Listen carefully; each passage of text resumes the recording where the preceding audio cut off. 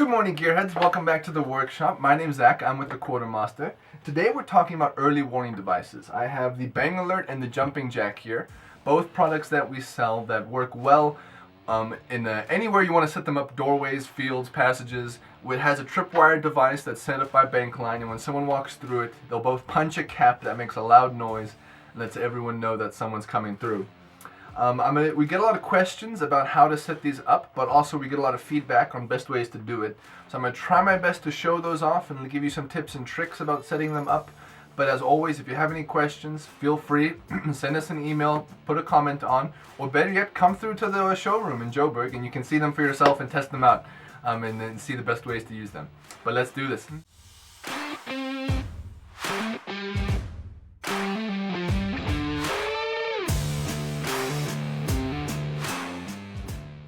So here we are.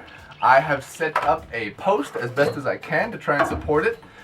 This isn't fully fixed, but it's pretty strong and it'll be plenty fine for this demonstration. In terms of mounting either one of these units, we recommend and say it must always be mounted to a strong surface. It has to be a strong tree, wall, door frame, something solid. If what you mounted it to is going to bend or move, there's a good chance it will easily cause a misfire in either one of these units. So please mount it to one of those, as well as best practice is mount it to something flat. If it's something rounded, sometimes some of these cases can warp a little bit or even just bend and slip off, and as a result you'll get a misfire or it won't fire when you need it to. And so best practice is a strong vertical and straight flat surface. We're going to start with the Bang-a-lert. This is the Bang-a-lert. This is a full metal. This is version 2 of the Bang-a-lert. It's a full metal housing. Prior versions had plastic housing, and sometimes that caused some warping. But this is full metal, so it's really strong. It works extremely well. It comes with the 2 screws you need to mount it into wood. But of course, if you're going to mount it into concrete, you'll need some anchors. It also comes with a little claw, so you can lift up the charging arm, as well as it'll come with 5 Hilti caps. And these are the caps that set off the alarm. They're once use, so you have 5 of them. But if you need more, we always supply more as well. In terms of mounting it, it's pretty simple. I've already drilled 2 holes here because this is not my first time shooting this video, but we will put them together.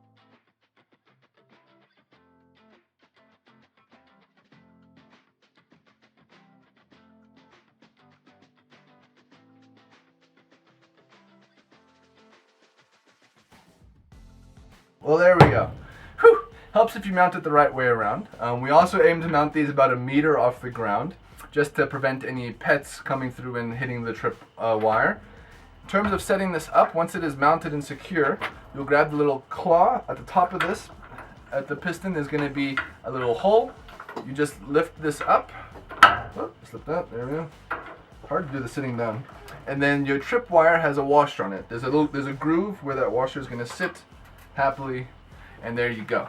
Now you're now almost armed. All you have to do is add in 1 Hilti cap. You pull out a Hilti cap, it comes out very easily, and there's a hole in the bottom you're going to slide that into. I'll attach some photos. I'm not going to do that right now because if this sets off, I'm going to hurt my ears in here. And then you take your trip wire and you attach the other side to whatever side of walkway or doorway you want to put it on. So when someone comes through, they come through and it sets off. And the bang will be a lot louder than that because it'll have a Hilti cap in it. This is just the acoustics of it hitting itself. Then, in order to change it out, you're going to lift it back up, put your washer back in. You can then push out the old Hilti cap. We'll use a screwdriver or something to get it out there. Put another one in, reset up your tripwire, and you're ready to go again.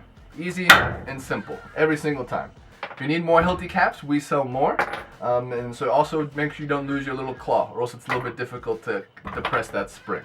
Let me change this out for the jumping jack, and I'll show you how that one works.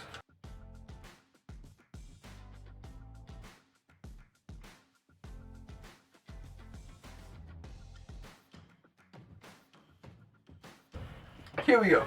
This is the jumping jack unit. This unit's pretty similar. It is a plastic housing unit, but in the way it's constructed, it doesn't warp any, and so it works very well. This unit does say from the manufacturer it works with zip ties. There are 2 grooves and chamfers run along this, so if you want to run zip ties and zip tie it up to a post, you can do that as well for a more temporary setup. Best practices, we would say use screws. Sometimes zip ties, you can't get them as tight as you need, and this can wobble a little bit and fall out of alignment and not work properly.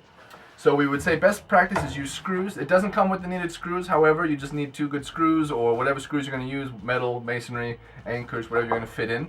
Pretty easy to mount. Once you've mounted it up, this one doesn't need a little claw because there's a lever on the outside, and that you just pick up and you push either to the right or to the left.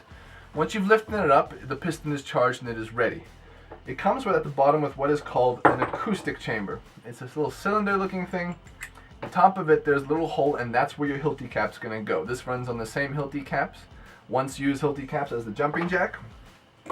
You load one into that hole in the top and you just screw this into the bottom.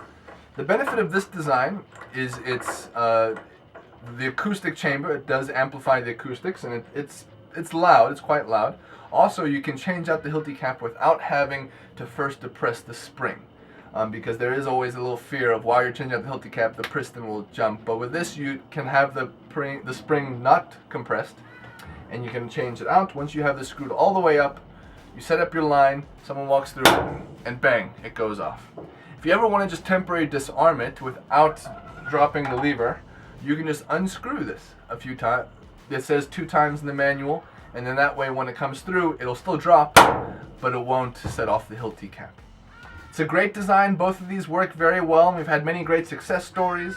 If you have any questions or any thoughts, please feel free to leave a comment, send us an email. If not, I'll see you next time.